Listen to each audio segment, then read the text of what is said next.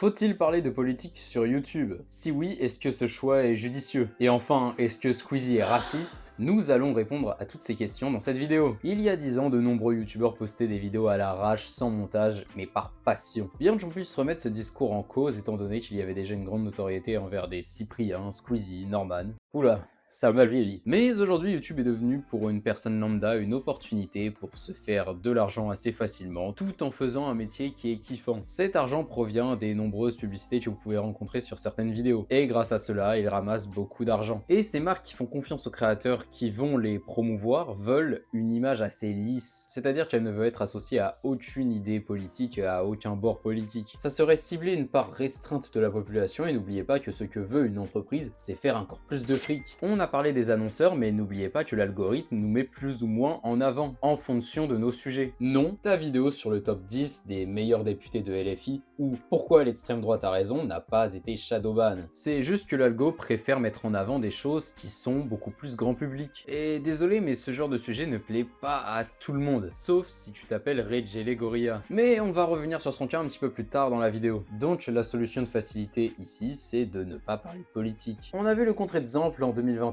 à la suite de la vidéo de McFly et Carlito avec le président de la République Emmanuel Macron, qui aura suscité un bon nombre de tweets négatifs à l'égard des deux créateurs, les traitant de vendus et d'avoir gangréné les jeunes à voter Macron en 2022. Mais soyons honnêtes juste 2 secondes, on sait que le président est très impopulaire dans notre pays, mais faire un feat avec le président quand même, c'est la classe, et c'est surtout ce qu'ils ont dit par rapport à leur motivation de faire cette vidéo. Puis il ne faut pas oublier que plus tard, ils se sont excusés, comprenant que c'était pas une bonne idée d'avoir fait ce feat. Bien, maintenant qu'on a compris ça, on va passer aux créateurs qui font du contenu neutre. C'est-à-dire que ce sont des créateurs qui se disent apolitisés et complètement déconnectés de cela. Et beaucoup de créateurs disent « moi je ne fais pas de politique ». Mais ne pas faire de politique, c'est déjà une position politique. Et je sais que ça va être contradictoire avec ce que j'ai dit en début de vidéo par rapport à la visibilité, mais ne pas prendre parti ou ne pas avoir d'idées politiques peuvent freiner tes stats. Si tu parles de politique intentionnellement, tu feras moins de stats. A l'inverse, si tu ne parles pas de politique et que tu n'as aucun avis sur certaines situations, tu feras tout de même moins de stats. Ton manque d'opinion et de revendications sur internet ne permet pas à ton public de se reconnaître en toi. Car oui, il est plus facile de soutenir et de follow un créateur lorsqu'on pense exactement la même chose que lui. Et n'oubliez pas que pour décrire le métier de youtubeur ou de tiktoker, on utilise le terme influenceur, c'est-à-dire celui qui influence. Et j'irai même plus loin, si t'évites de conviction, les gens peuvent t'associer directement au pouvoir en place et te ranger dans une catégorie politique dont tu ne connais même pas l'existence. Regardez juste le nombre de tier lists qu'il y a sur la politique de chaque youtubeur. Je vais d'ailleurs vous citer une phrase qu'a prononcée George Orwell, un célèbre écrivain américain, par rapport à la neutralité politique. Dire qu'on ne fait pas de politique, c'est simplement soutenir le pouvoir en place sans le dire. Mais de l'autre côté, quand certains parlent de politique, ils se radicalisent. Et c'est ici qu'on va prendre l'exemple du roi du rage bait,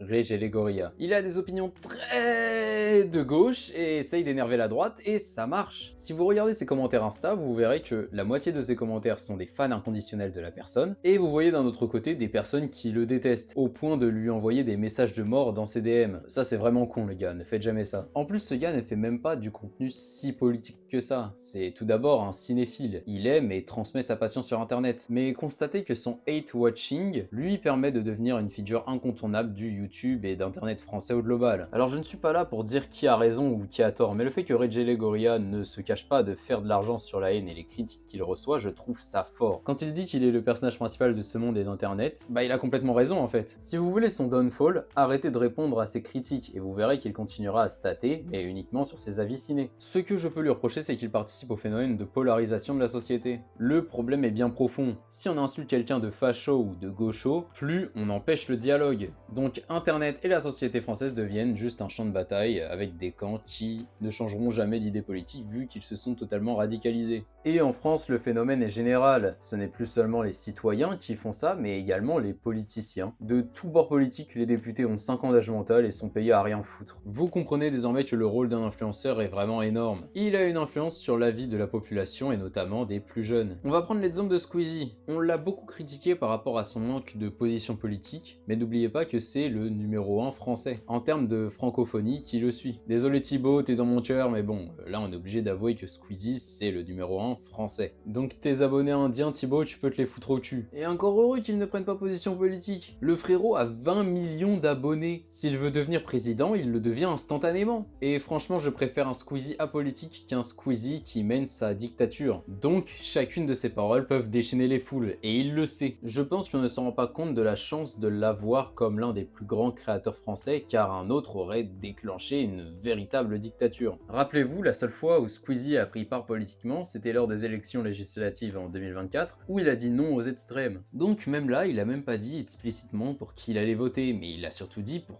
qui ne pas aller voter. Et vous savez quoi, au début de cette vidéo, je ne voulais pas dire mes opinions politiques, mais là je ne peux pas rester neutre par rapport à ce sujet. Pour moi, et je dis bien pour moi, les extrêmes sont des dangers pour notre société. Je m'explique. Je suis pas en train de dire qu'ils sont foncièrement mauvais ou que leurs partisans sont des giganazis. Alors la vidéo ne bug pas les gars, c'est simplement moi qui vous trollez. Alors c'était pour vous dire comme quoi que ça nous fait plaisir que vous regardiez les shorts, mais ça nous ferait encore plus plaisir que vous regardiez les vidéos entières. Alors sur ce, n'hésitez pas à vous abonner, à liker et à commenter. Merci les gars. Mais quelqu'un qui ne voit qu'une seule vision sur ses idées et l'opinion de l'autre est vue comme absolument fausse, c'est absolument antidémocratique et ça nous ramène aux heures sombres de l'humanité. C'était important pour moi d'en parler. Comme vous le savez, cette chaîne est surtout tournée autour du développement personnel, de la philosophie, le sport, les animés. Et ici, je n'ai qu'une seule chose à prôner, c'est la paix entre soi et nous autres. Alors faut-il parler politique sur YouTube? Peut-être, pas tout le temps. Mais faire comme si elle n'existait pas, c'est déjà choisir son camp. Moi, mon camp, c'est celui du dialogue, pas de la haine. Donc, si vous êtes d'accord avec mes idées, ou que vous avez compris ma position par rapport à ces idées, ou juste que vous avez passé un bon moment en regardant cette vidéo, je vous invite à vous abonner, à liker, et à commenter lissage dans les commentaires pour mon référencement. Et comme ça, je comprendrai que vous êtes resté jusqu'à la fin de la vidéo.